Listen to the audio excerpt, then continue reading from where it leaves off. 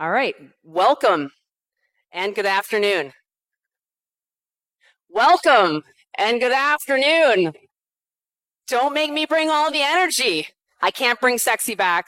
You guys got to bring the energy. All right, super excited to have you here. I am Julie Hoffman, Head of Industry Strategy and Marketing for Travel at Adobe. Today we're going to be covering personalization, data, and the experience business of travel, which I will share more about shortly. I also have a few customer speakers who are joining me today. They are actually the sexy part of the show, so you'll have to suffer through me for a little bit.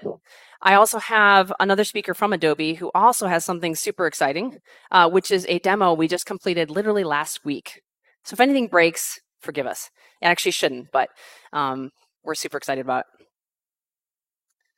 With that, who was in my super session last year? Anybody? Raise your hand. Higher. Okay. Does anybody remember this slide? If it doesn't resonate, then it wasn't funny enough. Anybody?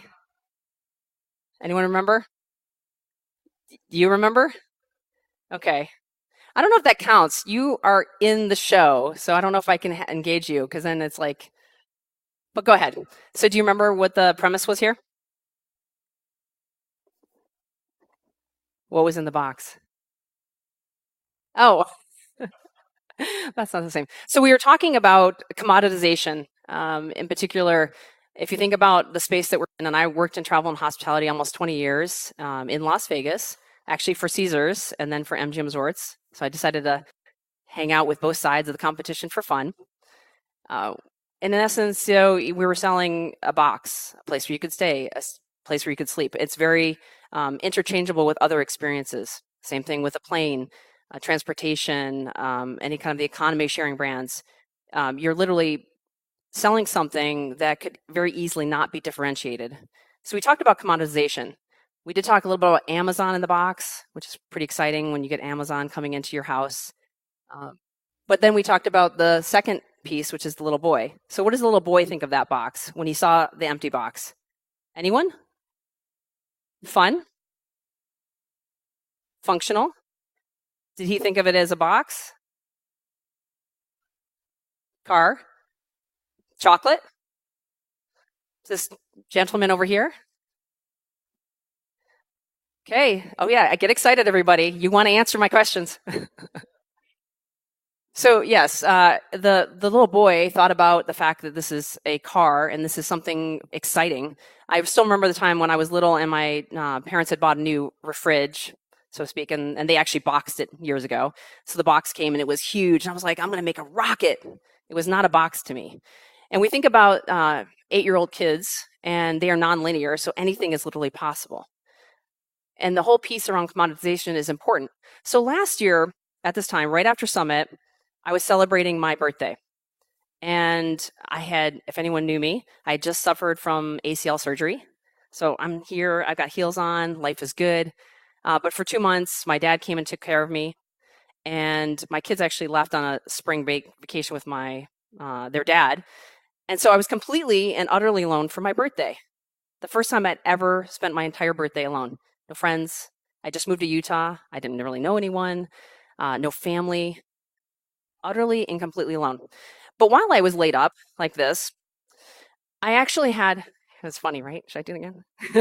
I actually met somebody. I was starting trying to find friends. So I did a little bit of a meetup group. And the person I met also was a hiker. And so we chit-chatted online. I couldn't go hike at that time. But she decided to send me a box in the mail. And this is my box that I received.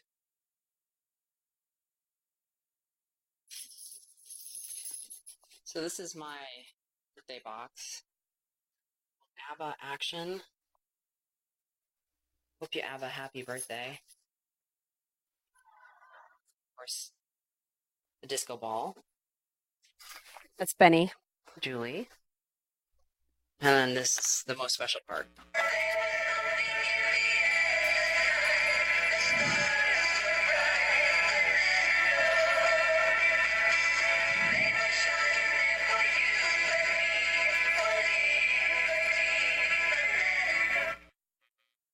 Best gift box ever. So my mother would normally come and visit me for my birthday, but she had passed away the year prior. The thing that this person didn't know is that my mother's two favorite songs were Fernando and Mamma Mia. So the one thing she gave me in the mail was a remembrance of my mother on my birthday. So it was just a box, but she made the box a lot more special for me. And we're going to talk a bit more about what does that mean too for travel and hospitality. All right. So I have some research for you. We recently completed some consumer-based research on the next generation of travelers, Gen Z. We also have the Caesars Entertainment case study with Jeff DeCourt. And we are going to have Jarvis Bowers join us from Holland, America, to share their stories, plus a travel and hospitality sneak, which I'm super excited about. So when we looked at our research for 2019 and we said, what are the key priorities or what are we hearing about from brands? There are 4 key things that we see. The first is they are focused on real-time customer acquisition. And when I say real-time, I mean they need to be able to activate in the moment and find those customers. Oftentimes what we're finding is that there's a lot of data sources, but you can't activate on it. Key priority focus is how do you improve the ROI of digital media spend, as well as the ability to have that direct distribution. We know this is key. The other aspect is around deepening customer relationships. This is all around the single view of the customer 360, and the ability to unify all that information and provide ancillary services, cross-sell, upsell. And with that, it's not just about selling something, it's about providing something meaningful and reducing the friction to that customer so that they don't have to figure it out. The third is around consistent, high-quality experiences. In this, we close the gap between offline and online and analog and call centers, the ability to attribute from one channel to the next. We know that this is, again, many brands are struggling with this piece. How do you actually close the gap? The last, and this is something new added this year, is around operational efficiencies. This is around scale, operational scale. In particular, the ability to go from a moment where you are slow to market to speed to market. I have some personal examples where I worked where at one point it was 45 days to make a change on a website. Not at Caesars. Don't look at me, Mike. He worked at Caesars. He works at Caesars. But what we've seen, though, is those are the key priorities. But there has been a little bit of a pivot. And I think what's really important is to understand that there's a shifting of the tide, so to speak.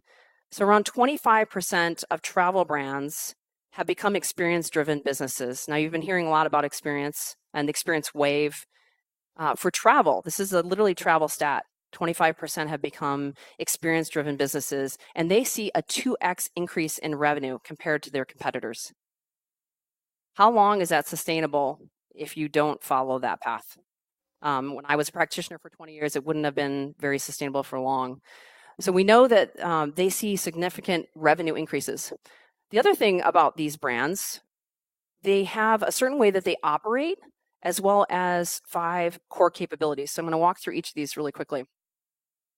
The first and most important is putting the customer first. And although we all hear about that, when you have a departmental P&L, oftentimes that creates competition between departments and people, and it actually creates a divide. Collaboration falls apart because everyone wants to improve their own area, right? I want to look good for my boss. I want to be productive. So these experience-driven businesses are able to actually put the customer first. They also have some form or some source of cross-functional team. Now that might be a center of excellence. It might be an agile marketing team. It might even be a loosely formed committee. It really doesn't matter as long as they're collaborating and they're putting the customer at the center. The third is they describe themselves as digital first. I would actually even say mobile first, but they really think about digital because at the end of the day, when you look at the journey, digital is really your first door into that conversation with a new customer. It's that first foray with that individual. We actually had a small group of esteemed clients of ours in travel meet with us and engage, and we looked a little bit of across the journey, and we flagged physical to analog touch points And you could see the explosion of analog, obviously, with the in-trip. It was all digital before that. So that's your first way of actually connecting, and first impressions matter. They use AI. So what we saw in the study is that about 13% the prior year were using artificial intelligence. It's now 26%. So it's doubled year over year. It's moving pretty fast. And the last is they are design driven with well-defined user journeys. They really know what that customer is doing, and not just a transactional journey. It's not just about the fact that they booked X thing and I'm now going to manage this pre, in, and post experience. It's about unknown to known. It's about inspiration and exploration. It's about this trip and the next trip. It's the entire relationship with that customer. So top performing experience-driven businesses, they operate in this manner. They also have 5 core capabilities. The first one is context. This is all about data, real-time decisioning. This is looking at behaviors. What do you know about them? What does that look like? The second is around compelling experiences. This is meaningful content that really moves somebody to want to engage with you. It also means having an excessive amount of content if you're trying to personalize, because you need more content than what you have today. The third, and this is where I usually see a shift where brands maybe have not moved in this space, is anticipation. This is data science and machine learning. It's the opportunity to take in signals that are coming in wherever that customer is and being able to activate on that in real time. The fourth is around orchestration, offline, online, call centers, chat, different touch points, websites, mobile, closing the gap, making sure there's no disconnect. And the last is around raising the bar. This is the theory of Kaizen, ongoing improvement, and not just improvement, but what measurement am I using today, and is it really, really valid? Do I need to be looking at different measurements? So Starbucks is a great example of a brand who looked at their measurements and said, you know what, this measurement isn't really working for us. We need something else, and they would revise it. So not even being fixed and rigid on like what you measure. But I would call out the fact that context anticipates and raises the bar is all around data. So becoming a data-driven organization is critical. So these are the 5. Adobe Sensei. So Sensei is an intelligence framework. It's part of our systems and tools. It is not something that's extra. And it has 3 distinct different levels. The first is for the end user. So Sensei experiences. This is all around having functionality that an end user can activate today within a tool. And you either choose to use it or you choose not to, but it's there, available and ready. The second around Sensei services. This is for developers. So developers can actually activate and be more powerful. And the last is a framework. I call this out because the experience-driven businesses, they're all leveraging Sensei in their work. So even if they have the existing solutions and tools, they've now taken it a step level further. Here's a great example of all the things that Sensei can do in terms of features, which would take far too long for us to go through, and you'd all be asleep because it's the afternoon. Probably everyone's had a snack by now. So Sensei, we have this intelligence layer, and it's just incorporated everywhere. So when you think about it, if you're not aware of all the capabilities that we have today, I would encourage you to use it. We know these experience-driven businesses are doing this. Here's a great example of one of them. So I will show you one. This is a journey custom workflow, helps to optimize the experience. So the first is it can look at journey intelligence. What's the optimal send time? Customer fatigue. We actually did this study at Caesars. I don't know if you'll remember it, Mike, but we looked at our database. It's like the dead, and deader of our database. So there was a decline after about 6 emails where if we didn't re-engage them, they would just drop off the map, and partially because of fatigue. User engagement. And then we have obviously marketer-defined rules. Don't send messages on weekends. Only send users with low fatigue. Don't send any customers where they've had a conversational index below a certain level. And Sensei actually provides real-time journey and decisioning against that. I'm not going to show you the specific journey, but this is a great example of how Sensei can enable a lot more and be more powerful for you. And to kind of close out the first part of the research on Forrester is this study that we completed on the ROI, the total economic impact of becoming an experience-driven business using the Adobe Experience Cloud. So these are specifically our customers. We saw a 242% increase in ROI. There were also operational efficiencies, there was bottom line growth, and of course, the acquisition helped, provide just a multitude of cost savings. So all in all, we know these experience-driven businesses, the tipping point has happened, 25% are over here. That means 75% are not seeing those net revenue gains. So with that, we're going to move into the research and get ready to start answering some questions for some chocolate. We know today that these customers have a certain perspective because of how they grew up, these Gen Zs. So we decided to do some secondary and some primary research to understand them a bit better. And they are actually inspired, or I should say impacted, by what is happening in retail today, because retail in some ways sets the bar. And then the shared economy. So when we think about economy sharing, the fact that I can be here, somebody can find me wherever I might be, no matter where I might be in the world, and then transport me to over here is pretty phenomenal if you think about 20, 30 years ago when hard maps were a commonplace thing. I mean, I think back to those days where I would travel road trip, and don't think about my age, but just blank that out of your mind. But you travel in the car and you're excited and you go to the next destination, you stop at a gas station, they have like a wall card of maps and you pick one up and then you go from there and keep going. It doesn't even exist today. And this has really transformed travelers' perceptions. The last is around lifestyle brands and loyalty. And quite frankly, retail, again, is shaping loyalty. So I would encourage anyone else, additional sessions you would go to, please go see some retail sessions and look at some of those brands and what they're doing. So now what's expected from T&H is that those booking capabilities and or booking sites are going to take into consideration things like travel history, preferences, suggest relevant information around activities or what they might be able to do around accommodations that might be more comfortable for things that they might be interested in if they want a suite versus just a standard room or an upgrade on a flight. We also know that in terms of shared economy and mobile, airline, hotels, OTAs, they really need to embrace the on the go and in the moment for travel. That expectation is climbing pretty rapidly. And then the last are brands with a lifestyle that say they get me. We actually did a study section that I can't share, but we took all the major brands within the US in travel, and we had the different generations rank and score them, their mobile experience, their digital experiences, as well as how they felt for their loyalty programs. What we did learn is the brands who had done a refresh for that younger generation actually saw more success in terms of their penetration, their loyalty. So Gen Z travels less, slightly less, not much, but they have a higher international base and they travel for pleasure. So they mix their mode more so than any other demo and any other cohort. So as you can see here, looking at this, 14.4% actually travel for pleasure compared to 4.3 for boomer, 6.3 for millennials. I mean, so if you look at millennial versus Gen Z, that's almost double. And they're also more likely to try to figure out how can they actually pivot their work trips into a leisure trip. That's part and parcel why this actually has gone up tremendously.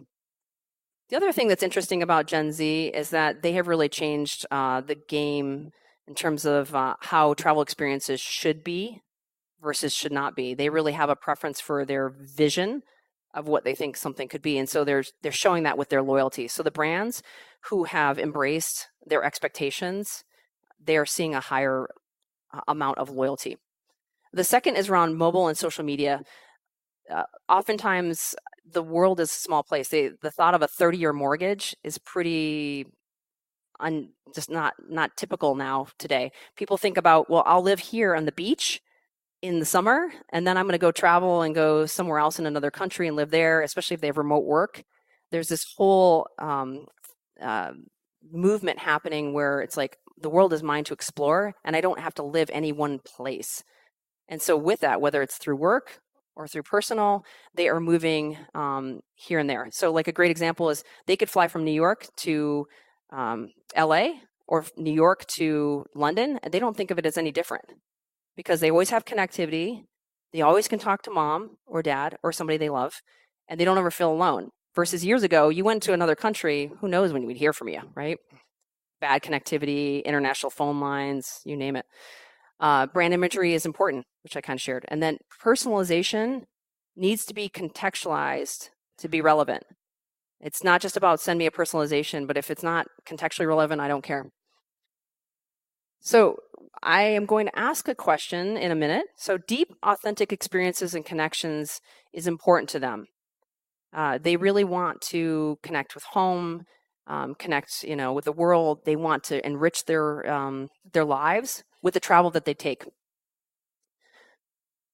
So when we think about the pre-trip experience, how many people think that the amount of Gen Z on a desktop is less than 25%? They're on mobile or some other device. Raise your hand if you think it's less than 25%. Got a few. Okay. How about less than 30%? 50%? Think it's less than 50? Less than 45? You're cheating. No. So you just know me. So I was a little surprised at this. So in terms of the pre-trip, so anyone shout out a number. What do you think the amount was? What was that? 42? 20? 35? The Nicoles? 40? Keep going. 48? Nope. Lower. Nope. 40. Who said 44? Okay, you're close enough. We're going to go with you. So we got to move on. You get chocolate. You are correct. So pre-trip, we're seeing a pivot back to computers and immersive experiences. So computer, phone, tablet, mobile app.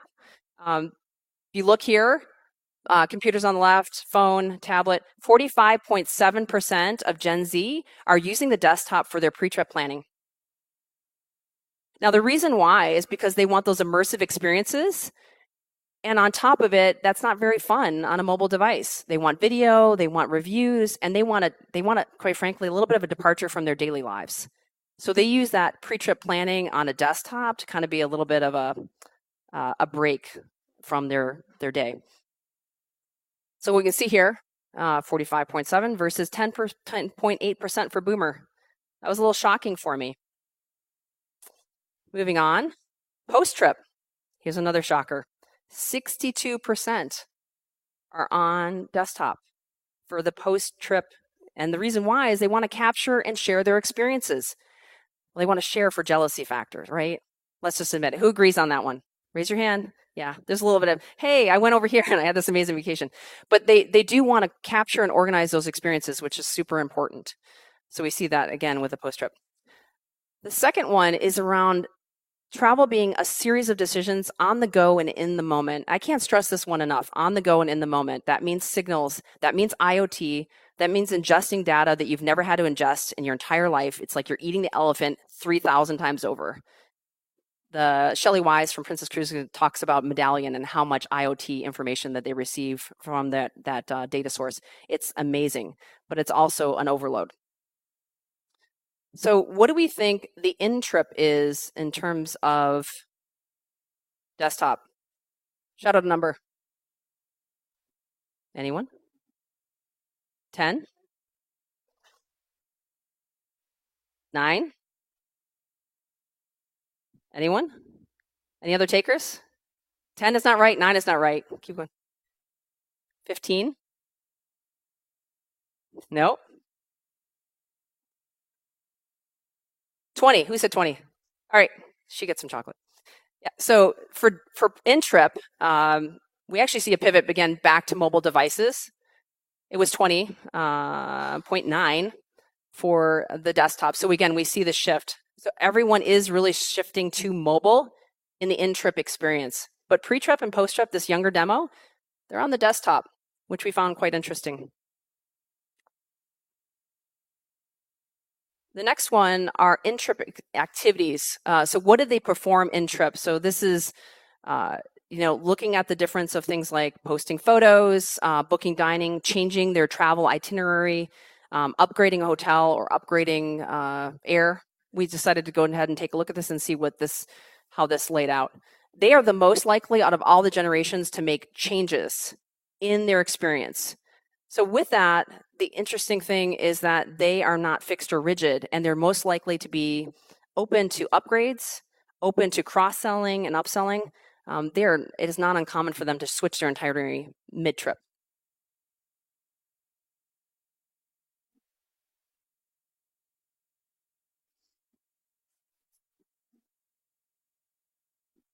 And these builds are slow. The next thing we're seeing is around micro personalization. I think this is probably one of the most interesting things is the ability to anticipate with context through location. And I would say that utilizing a location-based cloud service, which we have a provider, one of our partners, Hyper, who actually integrates into Audience Manager. They did a fantastic job of like mapping the world, so to speak, in terms of travel and hospitality, and allowing travel brands to identify customers when they're in market to be able to communicate them through audience segments. I want you to just let that resonate for a while. 70% of Gen Z are utilizing and posting social media. They can now capture them, identify them, know that they're on site, know that they're live, know that whether they're staying with you or not, and they can then be targeted as an audience. And these customers are saying that the two things that are important for them are discounts, being able to know about discounts, almost half, as well as suggestions for relevant activities. So this is all around micro personalization because you now need to know that they are here versus there to be able to send that message. Otherwise, it's a big fail. The next one is around mobile apps and tools. They are looking for a variety of tools and pretty heavy. They feel that there's a lack of services available to them today, and they would like that to be an upgrade. So looking at mobility and just the kind of overarching aspect around mobile, one of the key things they said around why would you download a travel app and not just use mobile web? It was because of speed. Speed was the most important. They're just trying to get somewhere else faster. The next one is in thinking about the in-trip experiences, what happens with the use of apps? So we know that they'd like more apps in terms of tools and capabilities, but how do they actually use them today? So what we see is it actually goes up over time. There's a lot of things that happen at the end of the travel journey, looking at folios, potentially even planning their next trip was often done, and it was often done in the app. They also want you to help them to plan. How many of you have ever been frustrated trying to plan a trip? You're trying to use your loyalty points, you're trying to figure out the destination, then you're trying to figure out the hotel, and you're coordinating that. Anybody frustrated with that? Raise your hand. Yeah? Okay. Give everybody who raised their hand some chocolate. No, I'm just kidding. I don't have that much. No. Yeah, so the ability to help them plan, they're looking for a trip budgeting planning tool, the ability for you to help them with their itinerary. Example is like, I have $2,000 to spend. Where are all the places I can go from where I live? Why can't AI and machine learning figure that out for me? Let me tell you, that expectation is already there with that Gen Z. Why are you not figuring this out for me? If you can pick me up on X location and take me to X destination, why can't you figure out, all the choices? They're already logged. They already exist. I like this guy. He keeps nodding. He's fantastic. You can come with me all day. So gaining loyalty through service. So loyalty is pretty key. I spent probably a good 10 years of my time at Caesars. We transitioned the loyalty and rewards program to digital and digitize that. So again, that's a long time ago, but not that long ago. And what we actually learned is that loyalty, of course, over time is hard because it starts to decline just looking at the generations. But the interesting things is that in terms of the Gen Z, the service wave is coming, and the service wave is relevant to loyalty. When you can actually provide the right service to them, they actually will give you that loyalty. And that means having the context, having the signals, and having the IoT.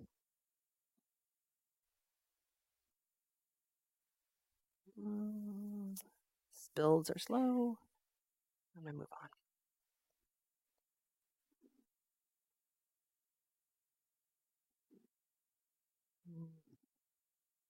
minute.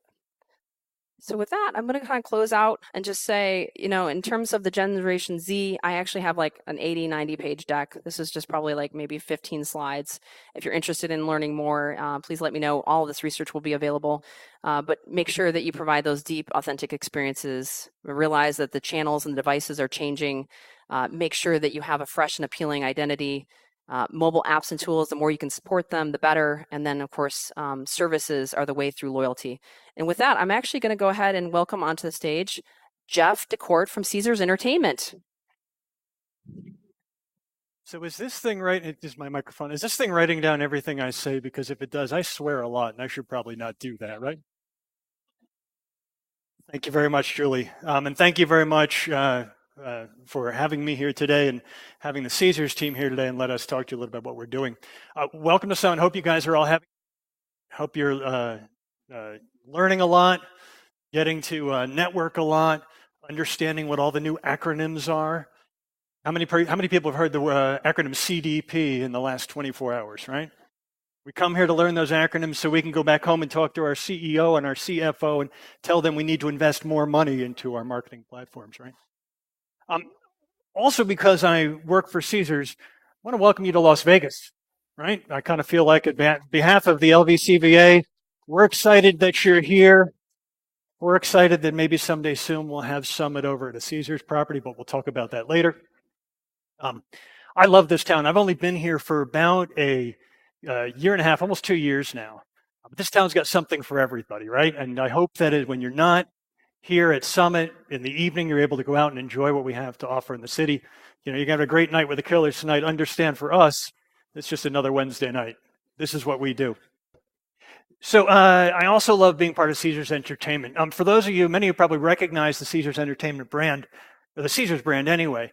Caesars Entertainment is actually the parent company for 15 different travel and hospitality brands. We've got the Flamingo, Harrah's, Bally's, Link, Horseshoe, right? We run 55 properties around the world in 5 different countries. We just recently opened Caesars Blue Waters Dubai, which is our first non-gaming property in Dubai, 3 hotel and resorts on the island. It's absolutely beautiful. At each of those properties, we operate up to 5 different businesses. We operate the hotel and hospitality, the casino and gaming, food and beverage with some of the world's best celebrity chefs. We run our dining and entertainment, retail, and we're also the largest producer one of the largest producers of entertainment in the world. So if you think about those brands and those destinations and those lines of business and the centralized marketing organization, it gets very complicated very, very quickly. And I want to talk to you a little bit today and give you a little history of what we've done over the past year or so with Adobe in our digital world. But in order to do that, I want to go back to our beginning. So forgive me for just a second. The company that we know as Caesars today was actually founded, and actually Harrah's Entertainment, and it was founded in 1937 by a gentleman by the name of Bill Harrah, who opened up a bingo parlor in Reno, Nevada. Now, Bill tried twice to get a business off the ground. It was the 3rd time it finally took. And Harrah's Entertainment grew into a network of a couple dozen properties around the country, in New Orleans, in Reno, in Laughlin, Lake Tahoe. Meanwhile, while Harrah's Entertainment was growing, the Las Vegas Strip was growing. And there were really 3 key moments in the growth of the Strip.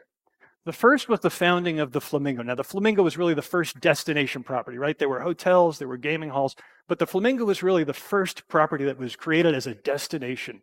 If you've seen the movie Bugsy, you know the story. Didn't work out very well for Bugsy, but it worked out really well for the Flamingo. In the 60s, a guy by the name of Jay Sarno opened up Caesars Palace. Now, this was intended to be the first really themed property.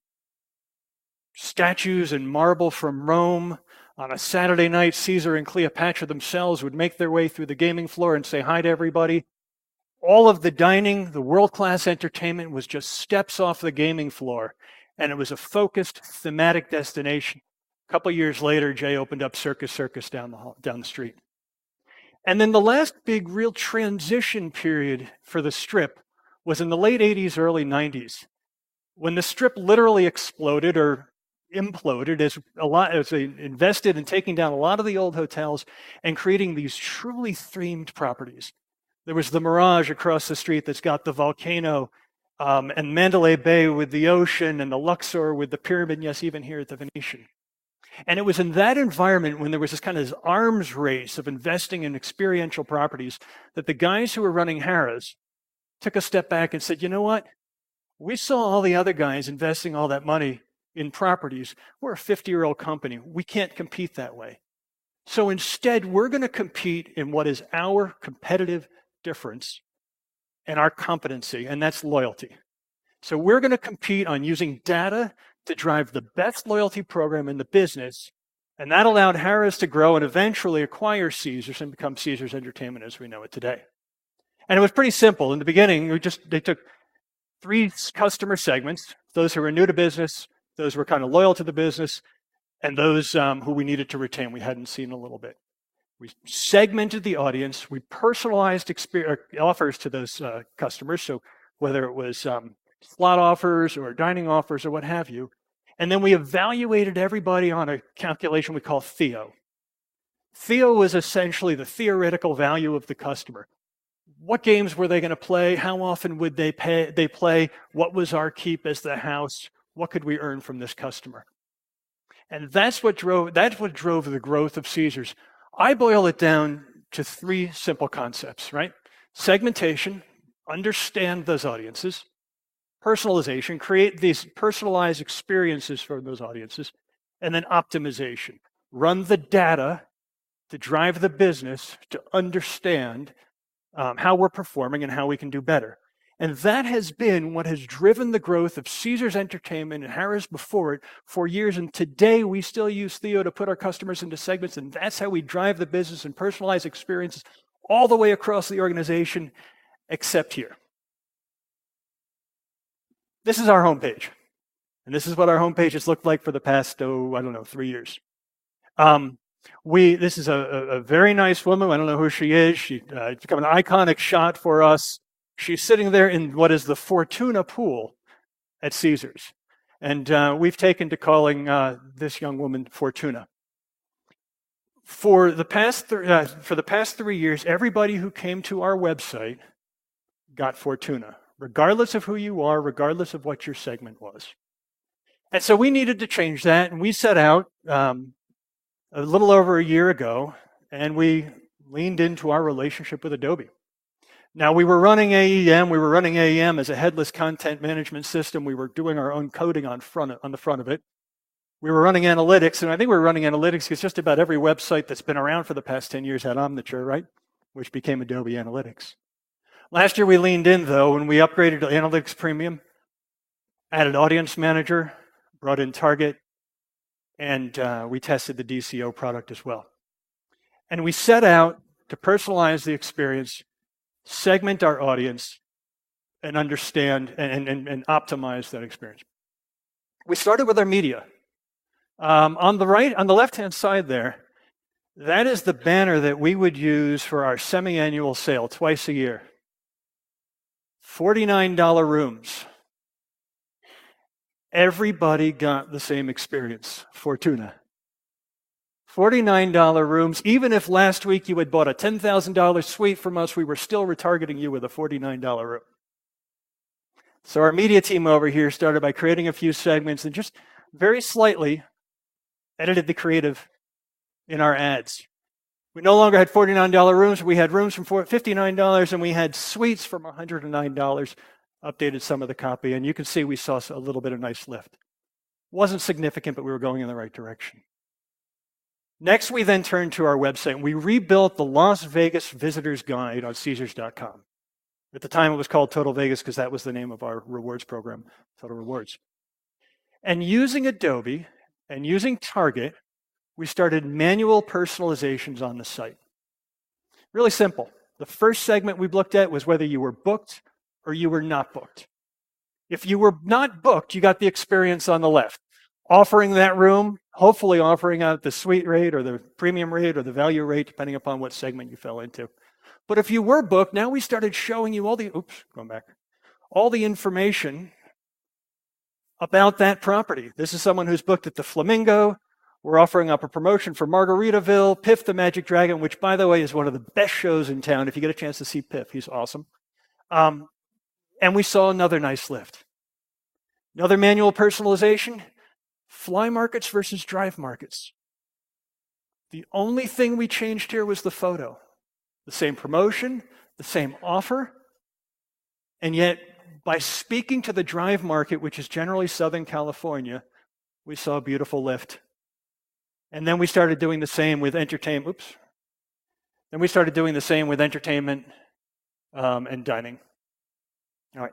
But we know our customers are much more complicated. They are not binary, as witnessed by these super photos that I snapped on property yesterday of our customers enjoying our product. These are not staged, but it is a good representation. I tried to get a good representation of the diversity of our customers. Didn't do very well. But as we look at these, as we look at our guests and we understand the different segments, even if we take these 5 people and look at just the 5 basic manual segments that we were doing, things start to get very complicated very quickly. We're looking at source markets, the property they want to go to, the brand they prefer, the room type. And if we go through these, there are many, many permutations of this, right? And so we know we need to move out of a world where our segmentation, personalization, and optimization is binary. Because we have over 115 million visits to our properties every year. We've got 6 million customers coming to our website every month. Now, the good news is, and I think Aaron's going to show us a really good example of this as we wrap up, the good news is our customers are telling us their preferences, right? Our customers are telling us their preferences by providing us these signals when they come on our property, when they visit our website, through our partners like Hyper and others. We have the data. What we don't have is the platform now, until now. And so we are leaning in this year and upping our investment in Adobe to move from just Target to Target Premium, for AEM to 6.5. We've moved our advertising onto AdCloud. And now we are on the same DMP, the same data source, the same segments and audiences that we're pulling through across that whole experience. And we're starting back here at Fortuna. So I need everybody's help for a second. Everybody put your hand in the air and wave at the screen. And with me, say 1, 2, 3, bye, Fortuna. All right, come on. Bye, Fortuna. This is our new homepage that launched yesterday. It is a beautiful new design. If you're on mobile and you go to it, it is mobile optimized and responsive. Only 5% of you in the audience will get it because we're running a 5% test to make sure that it works, right? If you're on desktop, that top screen is a video. We've got these beautiful components as you go down the page. This is our stay component. This allows us to merchandise those rooms and those brands, regardless of where you are. The Eat component. Talk about our Gordon Ramsay and Mr. Chow and our other celebrity chefs. There's Gwen Stefani, and then the shop component. This is proceeding automatically without me. But I want to come back to this stay component for a second, and I'm going to see if I can keep this on here. Because all of that seems pretty straightforward, right? Beautiful design. This stay component is the first one to be dynamically personalized using Target Premium. Now, who are the engineers in the room? Who are the folks who build code pages? Who are the folks in Target who are building audiences? Come on, who are the folks who are using this stuff? All right, a couple. So I'm going to come down here and talk for a second and see if... Let me tell you what's going on. What's that? Let me tell you what's going on in the back here. We've got 2 systems underway right now, right? There's the decision and the preference engine, and there's the rendering engine, right? The preference engine, the personalization engine, is using data from both AEM, structured data components, both AEM, as well as using Adobe I/O to go into our back-end systems, pulling live inventory out of our property management system. It's looking at room type, it's looking at rate, it's looking at availability, It's doing it in real time. We have 462 room types in Las Vegas alone, 1,175 room types across the enterprise. It is going through each of them. The Target Premium is then taking those content fragments, putting them together, and putting them making into dynamic recommendations. Now, my audience team is setting up a prioritization of preferences, right? What are the business rules we need, and in what priority, and in what inputs are we using in order to make recommendations in real time? They're using both what we have from customer preferences. We're using the information we get from our third-party sources like Hyper. They're also using our business needs. We are setting business needs in the tool. They're dynamically being generated, and they're being presented in a JSON format that can then be can be consumed in the presentation layer in AEM. They can also be consumed in a bunch of other destinations. Now, we are doing this, and we're able to do this and productize our room offers. We're going to be doing the same for restaurants and for entertainment and shopping, creating a truly dynamic, digitalized experience on the front end for our customers. Now, as I come back up here, I really have no idea what I just said. But these guys do. Luis and Dorian and Kat and Kiara and Casey, because these are the ones who built it. And they worked with our friends at Bounteous, who are our partners at Bounteous. We work on a hybrid model where these guys work with our teams and make us smarter, and they make us do cool things like that. And this is so cool and cutting edge that when we had the Adobe consultants in the room to come in and talk to us about our preference engine, about 5 minutes into the conversation, they went, "Holy cow." So we're very, very proud of what we're doing here. This is exciting. Now, we're also going to have a little bit of fun. Here's our homepage again. And just below that booking engine at the bottom there is a little thing I call the FOMO bar. The FOMO bar is using Target Premium to tease you, to taunt you, to tell you exactly what you are missing in Las Vegas or Dubai or at any one of our properties right now based on your preferences and what we know about you. And the FOMO bar is going to add a little bit of personality to our front page and our front engine. Now, our website is not the only place we're using Adobe. Adobe is now also running our advertising. We run the screens on our properties on AEM, and even the marquees on the famous Las Vegas Strip are now being run on AEM.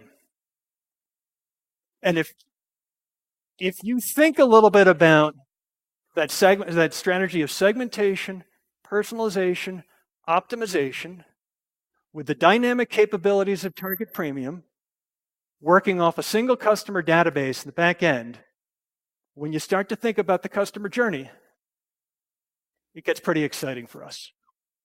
From the very first banners and buttons, through the website, through our mobile app, right up onto the property experience, even the screens on the marquees on the strip, this is revolutionary for us. So I had a lot of conversations with a lot of brands in the room this week. And some of the questions we were asked were lessons learned. So I've got 3. The first is we're an Adobe shop. By the way, that's the team of folks I just pointed out who built this, right? We're an Adobe shop, excuse me. We were treating AEM and analytics as just another tool. We were treating AEM as a headless CMS, and we were doing some coding on the front of it. Every Friday, I run a survey with my team. It's an anonymous survey. Hey, tell us what you're doing, how are things going, and all of that. And about 2 months ago, one of our team members said, "Okay, I get it now. We're an Adobe shop. We're using the platform. We're using the power of the platform, and we're going to stop fighting that." And that actually allowed us to produce cool things like that homepage, which leads to the second learning. Second learning is the platform has actually become a member of the team, right? So now we've got everybody from the folks who are doing our planning and buying on our digital media and our programmatic media, through the folks who are doing our strategy around our audience, to the folks who are doing creative, the guys who are developing the front end, the folks putting in the content. They're all on the same platform. They're all using the same language. They're all using the same data sets and the same creative. This is a thing we had last year. We called it a testathon. The folks at Adobe came in and facilitated this for us, and everybody on the team and folks around the organization came in the room, brainstorm segments, brainstorm personalizations, and that's what drove our whole personalization strategy this year, the stuff that came out of the testathon. And then the third learning and the last learning is this. No, it's not that easy. None of what I just said was easy. It was a very hard year. We started very simply. We started with a single test on the platform. I sat here at Summit last year, and Robbie and Michael Gear looked at me, and they took me to lunch specially because we did this on our own. When we got to the homepage, Bounteous helped us with that and helped with the engineering, but we started this on our own with this team right here. And boy, Robbie and Michael looked at me as if I was nuts. And they said, you can't do this. You need help. And we just tried it, but it's not that easy. The systems don't always talk to each other, right? The engineering that we've been doing has been pushing the envelope, and we've been coming up with new stuff and creating new ways to do it. And it has been a long year. But the return we saw in our first year was in the neighborhood of 20x our investment in the platform. So we are super excited about it. We are very bullish on this, a big year ahead of us. The one thought I'll leave you with is we're here and we talk with other folks like Holland and Carnival and Marriott and Choice and others and Southwest. We are all very much in the same boat. We want to share experiences with you. We want our engineers to talk to your engineers, our content folks to talk with your folks. And so reach out. This is me, not the picture, the email address. The email address is me. Please reach out. We want to share experiences with you and share our learnings on Adobe. And thanks for letting us share our story. Can you guys hear me? Mic on. So, for how many people is this your first summit? How many have been here more than once? This is my third Adobe Summit here in Vegas. And the great thing about summits is it's a lot of food for thought. It creates thought starters around how are we progressing on our digital transformations? Am I doing enough? Are we doing enough back home in our businesses? And for me personally, it has created this particular summit has created this question that I've been grappling with for the last 24 hours, 48 hours since I first arrived. And I mean, it's a very nuanced and challenging question. I've discussed it and debated it with our agency partners. I've discussed it and debated it with, it's resulted in calls back to Miami, our corporate headquarters to work through this. Greg Sullivan, who's our CI, Chief Information Officer, I don't know if he's here today, but he's here. We've spent hours over it. In the spirit of transparency, I'm going to share with you guys what the question has been. So I don't know if many of you know, Josh Leibowitz, who is our Chief Strategy Officer, was scheduled to speak today. And Josh, in addition to being a brilliant strategist, is an avid cruiser. And so he spoke, I want to say 2 years ago, at a session just like this. And he shared his sort of experience in the Carnival perspective, but he also shared his joy of cruising. And he also, what I thought was extremely brave, he shared pictures of himself as a teenager while on a cruise, like 12, 13 years old, something like that. And, due to a scheduling conflict that was unavoidable, he wasn't able to make it. And so last week, it was literally last week, Josh calls me and says, Jarv, have I got an opportunity for you? Right? Yep, true story. So not one to pass on a challenge, right? I accepted this opportunity. And working frantically last week to put together slides to share with you all here today. And Julie, being trying to be helpful and supportive, sent me the slide deck from that Josh shared 2 years ago. So I'm at my desk. I open up the slide deck, and there inside are Josh's slides, which also include pictures of a young Josh at 12 or 13 years old, braces and all. And immediately I thought, Jarv, have I got an opportunity for you? But after much soul searching and discussions and internal debates about what is truly payback and what is good and what is bad, my higher angels have prevented me. I will share it offline, but I'm not going to share that picture with you guys. I will, however, share some of the slides that Josh shared a couple years ago. And just stepping back, I represent Holland America line, which is one of the 9 portfolio brands that make up Carnival Corporation. And Carnival, we are the world's largest leisure company. We consist of 9 global cruise brands, and Carnival, out of Carnival brand being perhaps the largest, Princess, Holland America, Seabourn, and then we have European brands as well, Costa, Ida, etc. And when Josh spoke 2 years ago, we have started down this journey of digital transformation. We've engaged with Adobe. There's a lot of Publicis Sapient, PhD. There are a lot of our partners in the room here and throughout the world that have been working on this effort. I'm not going to show a slide because invariably I'll forget to mention something, but it's been a large effort. And what Josh talked about was the transformation challenge of trying to go from 9 portfolio brands that have, in essence, when I came on board, the word wasn't that we don't. It's not that we don't communicate. We don't really like each other. I mean, they were brands that had competed, that had grown up competing against each other, and now we were looking to leverage scale to operate globally and to really try to accelerate the growth of the cruise category. And so last year when I spoke, I shared some insight about the progress that we made, and I think Josh and others have spoken as well. And we've made a lot of, from an organizational perspective, we've made tremendous strides in terms of how we think about global problems, how we think about selling, leveraging data and analytics in the Adobe suite to empower our business. What I'm going to talk about today is Holland America and what experience means to Holland America, right? And how we think about our experience story and how that relates to travelers, future travelers. And so I think it was Simon Sinek that said, people don't buy what you do, they buy why you do it. And for us, that resonates. And we think of, Holland America in particular has had a 145-year-old company, and we've been taking people to new places for 145 years. I think we started by bringing folks from Europe to the New World to start their new lives. Now we take them to new places. And we think, and we have a very strong bias, that travel can really change the world. We think that those sorts of experiences that you have when you immerse in a different culture, in a different place, breaks down walls, breaks down barriers, and supports understanding. So as part of that, we also, and the work we've been doing on our digital front, has been around how do we make the experience to discover travel as rewarding as the travel itself.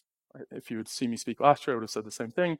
Much like Jeff, a year ago, we launched our new global web platform. And this is the Holland America version, but there are actually 5 of our 9 brands that have currently moved on to this platform.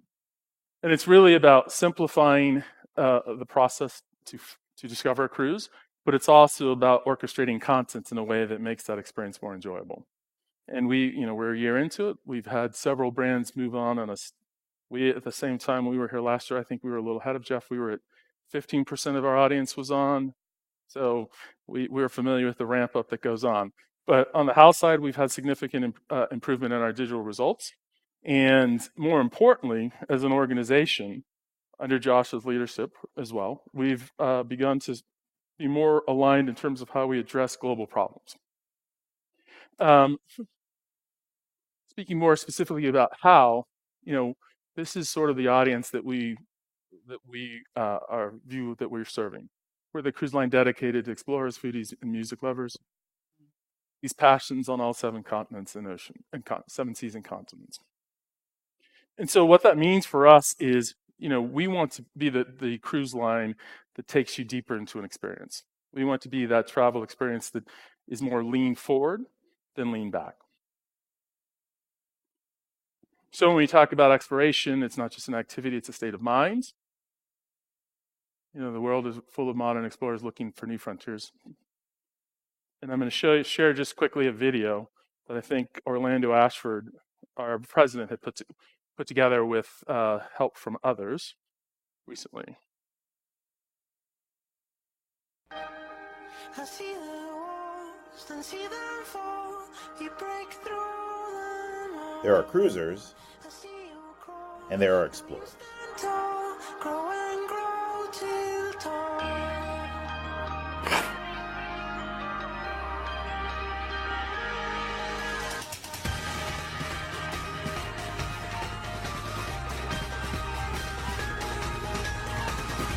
Cruisers follow the script. Explorers write their own stories.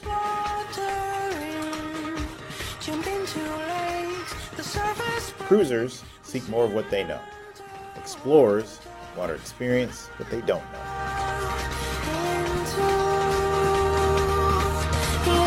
Cruisers put themselves in the picture. Explorers immerse themselves in the culture. Cruisers look to get their money's worth. Explorers know they will come back richer.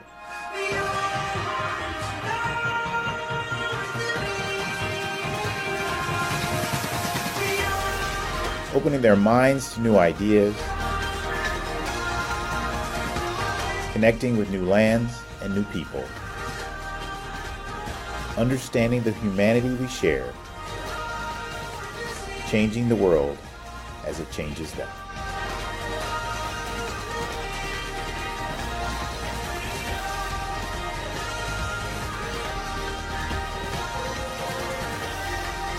Cruising is a memory that fades with time. Exploring is an imprint that stays with you forever.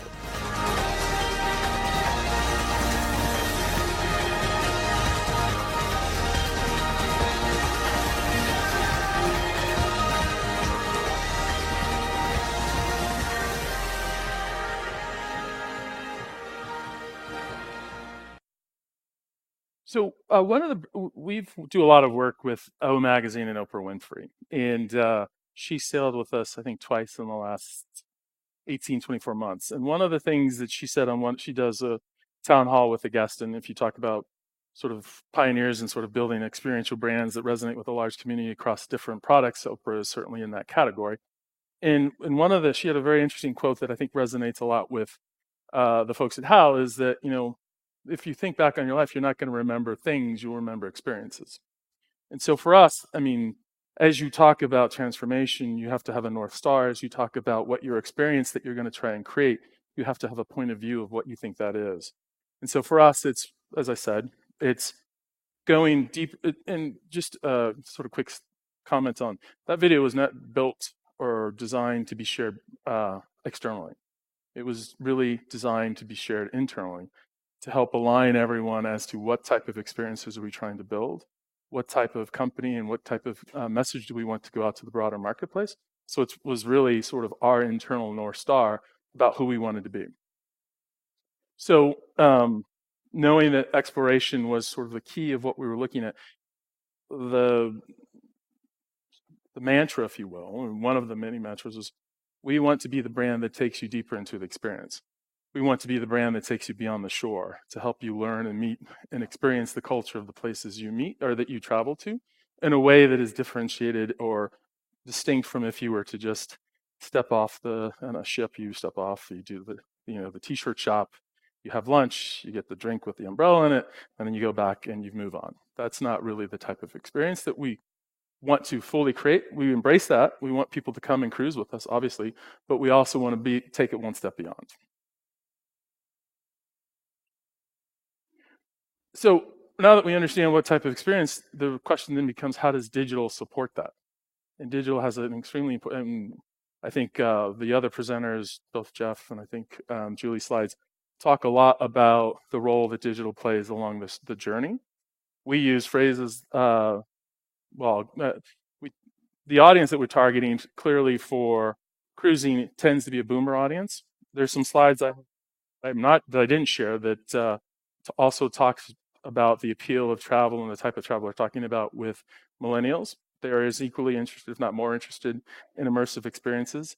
We also have data that supports and shows that the notion of multi-generational travel is growing. People want to experience things. Parents want to experience with children. Grandparents want to experience with grandkids. But we know that regardless of which generation you're in, digital plays a significant role in how you think about your trip. I think there's all sorts of different taxonomies or constructs or frameworks that people use to talk about this. What we use back in Seattle is Dream Plan Go. We want to inspire people in terms of where they want to go on their travel. We want to make it seamless and efficient for them to plan. And then Go is an important part of the experience. how do we provide and orchestrate content for guests in such a way that they can take control of their own journey and they can maximize their experience. Us, like many other travel brand people, are trusting their memories to us. It's a trust that we have to take very seriously. So when we talk about exploration, we talk about the aspects of where digital weaves in. We also recognize and know, as many do, and I think there were some slides that were shown earlier, the importance of social. And increasingly we have invested heavily in social. And increasingly people are looking for inspiration, ideas, and content from their friends in their social graph as to where they would like to go next. And so what I'm going to show you next is some creative work that I think will capture what we're trying to talk about, that we've been launching in social, destination specific, over the last 3 months or so. Where the ocean meets the sand lies a little land called San Salvador. And it is sacred, truly is. It's this paradise in the middle of turquoise sea, also going by the name of Half Moon Key. You have this beautiful land that's untouched by man. You just enjoy the landscape, the beach is beautiful. My perfect day in Half Moon Key is getting myself off the ship as fast as possible, making my way straight to the ocean, putting those toes in the sand, getting a drink in each hand, and after that, the horseback riding. It is the most sensational experience you can ever have. I've been with the horses from a little young child growing up. It's very nice to be around the animals. They're beautiful animals. You just have to treat them with respect, especially along the beach and on a beautiful island like this with the ocean in the background. Very nice to be here, guys. To be honest with you, you don't miss much. Thank you. For me, it's definitely the jet skis. It's just that sensation of freedom. You just go for it. You're not interacting with anyone but yourself and nature. That's it. So there's nowhere else to be but here. Thank you. So there was an insight in that creative that I'm curious if folks picked up on. Any thoughts? All the folks you saw there were employees. And so in the same way that Disney calls, its park employees cast members, service in the travel space is an incredible part of the equation. Our employees, whether they're on ship or in the excursions and destinations we take them, are a significant part of the experience. And so as you talk about a service experience, you have to consider the employee piece of it.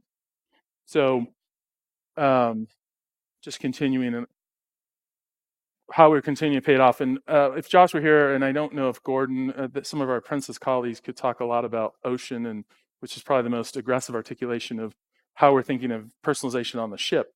But for how we have been launching these Exploration Central concepts, which is a physical space where the guest will go and plan their different destinations, explorations, excursions as well, where we're looking to integrate personalized data about the guest to help inform that decision. But as to summarize sort of how we think about the overall impact that digital plays, this is sort of our best articulation of how it fits into the experience. And while this framework is not intended as a continuum, you can easily see it as a continuum, right? Because at the most functional level, and if you think about where we are in the sort of launch of the website that I showed earlier, we're trying to make it easy for guests to schedule and plan their itineraries, right? First and foremost, in the sort of Maslow's need hierarchy, as you're planning your trip, that's the first need you need to meet.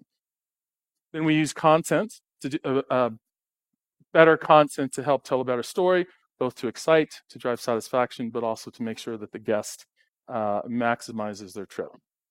If you look at a term that we use, and I think Julie referenced something similar, when we talk about luxury, we talk about anticipatory service, where you can anticipate what the guest needs going to be and deliver before they even have to ask the question.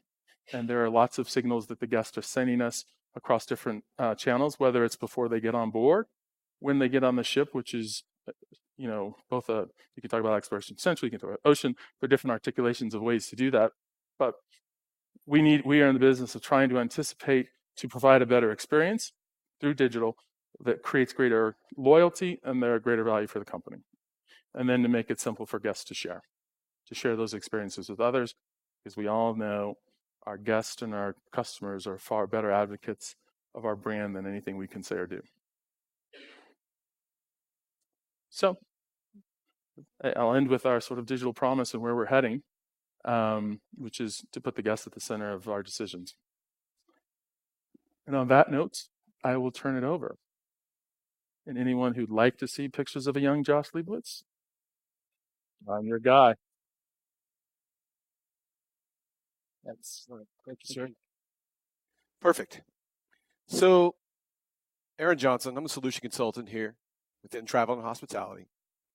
And I don't know if Shantanu knows yet, but he is now an owner of Savoy Resorts. It's a new hotel that we're going to walk through today as our demo site. But in all seriousness, we're going to look at a couple things that are top of mind from what we've talked about so far. I want to make sure a few things are clear up front. First off, we're going to look at how we can use the multiple touch points, multiple data points to saturate a profile, the unified profile, which is what you're going to see over here to my left, to your right. What we've got on my right-hand side, your left-hand side, is what will be the desktop and mobile experience of the user, right? In this case, you've got our fictitious user, Kate, who's going to be booking a reservation for Savoy Resorts Hotel. And kind of the thing that I want to make sure I highlight up front is you're going to see a lot of different examples, right? We're going to see point of sale integration. We're going to see CRS integration. We're going to see chatbot integration. What I want to make sure that you know is that you may not all be doing this today. It may not be in your technology stack today. It may be something that you're planning for in the future. What we want to make sure that you know is when you get there, what you see here on your right-hand side, the unified profile build, will help enable as you move forward. So our journey starts with Kate, and much like a lot of folks, Kate needs some great ideas for luxury travel. When she goes to her favorite browser and she does her search, this is going to be the first place where we see artificial intelligence at play. We've got algorithmic modeling running in the back end to look for folks like Kate, right? Look for individuals that have a higher propensity, have a higher opportunity for value. And in this case, we're going to use that data to bid accordingly. In this case, we're going to bid a little bit more to be on that very top position. So that when, in this case, Kate clicks on her link, we're self-assured that, yes, we paid a few extra dollars, but we've got some confidence here that Kate's the kind of person that we want to attract. She reaches the home page. On the home page, she sees the shout out here for Santa Monica and the #1 ranking or the high ranking for a spa. Clicks on the Santa Monica page, bails out, goes to her favorite page. So what we've seen there, and I'm just going to pause for a sec, is as she went to the page and as she bailed that page, we're starting to build an anonymous profile. We start to see some segmentation at play, right? We see a luxury segment identifier. We see a spa segment identifier. We see that we've got the device of a desktop that what we're interacting with so far. Some key points that we want to adhere to. First and foremost, how she got to the site. The fact that she left on a certain page. If we fast forward a couple of days, on her favorite retail site, she sees our ad and remembers, I want to book that travel. And she uses the browser to type directly into the site, the URL, and come to the site and landing on the homepage. Give this a sec here to catch up with us.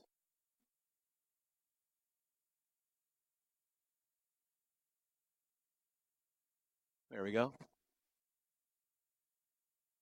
On the homepage, we're taking the information that we've gathered so far, right?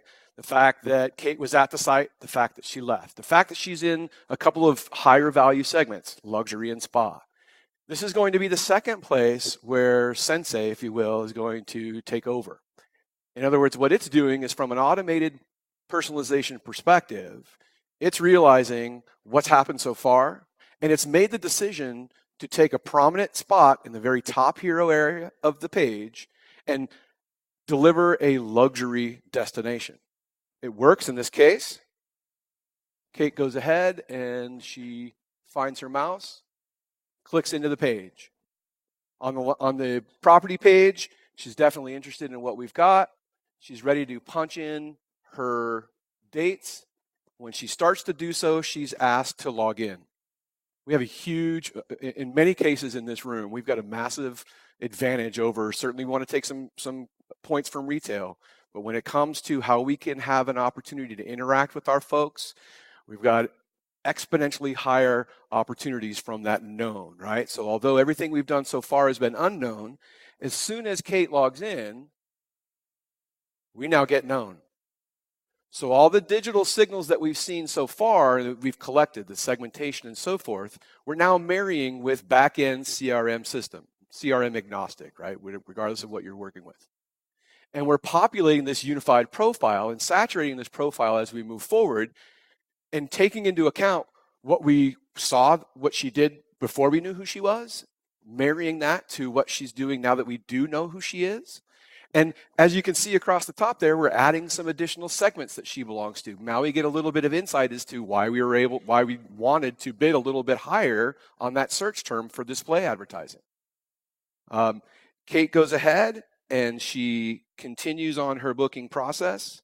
Let me just show you all my password here. All right.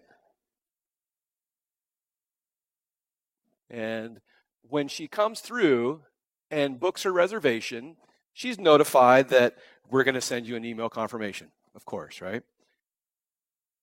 That email confirmation then comes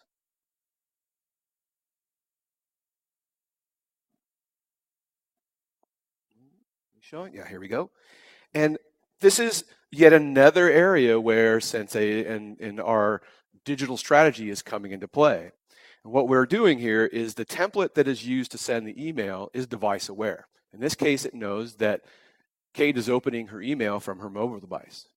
If we look at the profile, we also can't see anywhere over there that we know that she's installed a mobile app. So lo and behold, underneath, as you would expect, right, we're going to take some prime real estate in the email and give her an offer to download that app. She's going to go ahead and do so. Facial recognition for Kate, right? A little bit of goatee action there. She goes ahead and opens and initially is seen as an anonymous user, right? So that profile kind of starting over outside of the fact that we know, okay, we've got a mobile user here. When Kate authenticates, not only is, of course, within the app are we showing that we know who she is, we're giving her relevant information. We're also tying it back to all the desktop behavior and the CRM information, all those other signals that we got. Okay? Kate scrolls through. She sees an event. She goes ahead and is going to purchase a couple of tickets for that event. Okay. All added to the itinerary. We're going to send another offer based on the profile, based on her higher value. We're going to give her an offer to attend an event with the band after the show. She's going to opt in for that as well. And now, as she scrolls through, she's got all of these additional items within her itinerary. We're going to go ahead and fast forward to where Kate is in the Uber, coming onto property. As you would expect, right? We're going to get an alert, hey, welcome. But we're also going to alert the staff as well within their native app that they use to help service. Okay? And what you're seeing here over on the left is certainly experience that Kate is seeing, as well as what the front desk, the concierge, the bellhop, anybody that's interacting with that application to, in this case, be notified they've got a new guest coming to the property on some things that are important to them. In this case, when we look at the profile, we see that in the past she had a problem with an AC unit. We know that she has a preference for 70 degrees in her room. So that when she gets to the room, the in-room experience validates that we heard that, right? By showing that we've already set the room to 70 degrees for her. We're also going to help push some notifications around some dinner reservations. Kate's going to opt in, take a look within the app. She sees a restaurant that she recognizes. It looks interesting. She wants to make sure there's a gluten-free option. So she jumps into the chatbot, asks the chatbot, do I have some options here for gluten? Why, yes, we do. Also, we've got a reservation opening at 6 p.m. It's a couple hours before your show. Would you like to take it? Of course. How convenient. Yes, please. We go ahead and book that. And Kate thanks him. And now we're going to share that information. That CRM profile is now updated. The unified profile is updated. We're using that information to display in room, right? The confirmation that, hey, you've got, in this case, you've got a reservation here coming up in 20 minutes. We're going to marry that to the mobile experience, extend that a little bit in the mobile experience, in that we're going to certainly give the alert that your reservation's coming up in 20 minutes, but we're also going to add some added value by giving the walking directions from the property to the restaurant. A little value add there as well. And we're going to continue to saturate that profile with additional information as relevant. So in this case, a push notification. Kate, is there anything that we can do on your way back from the hotel or from your restaurant? Why, yes, there is. Kate calls up. Love to have some champagne. Love to have some hors d'oeuvres in the room when we get back. If you could set that up for us, that would be wonderful. No problem. Additional integrations with not just the CRM system per se, but additional systems. In this case, when Kate made a reservation, she supplied her flight number.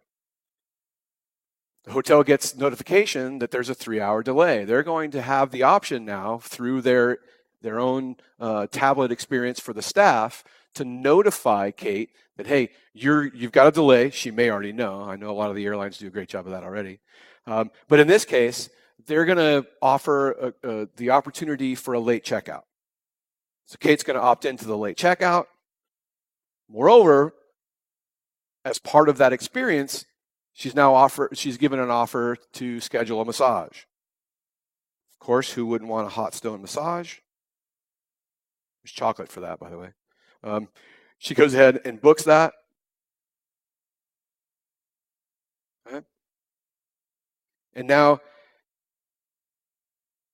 once she checks out, we're going to extend now to the post-stay experience.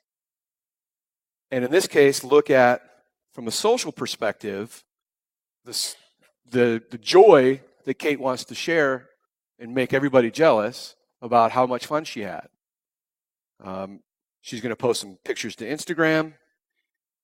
Being savvy social marketers, Savoy Resorts sees this. Timely offer for a survey. Who wouldn't want to send a survey to somebody that you already know had a really good time? Of course, 300 extra points for my loyalty program is excellent. I'm going to go ahead and opt in, participate in the survey, submit the survey. And what we've seen is the planning, the arrival, certainly the stay, the post-stay. All of those experiences being brought together, the data being used in that unified way. And again, if you don't have chatbots yet, if you don't have voice to text, it's okay. When you're there, we can help enable it, right? But the important thing to know is the technology is there today. We are certainly able to listen, as you probably have seen in some of the other sessions. We're able to listen across all these devices. We're able to impact the unified profile, leverage the data, get the data in and out as we need to. And at the end of the day, really start to impact the type of metrics that Julie's talking about and extend it into the segmentation strategies that Jeff and Jarvis are looking to execute on. So with that, I thank you for your time. We did good. We're almost at 3:30. Appreciate it.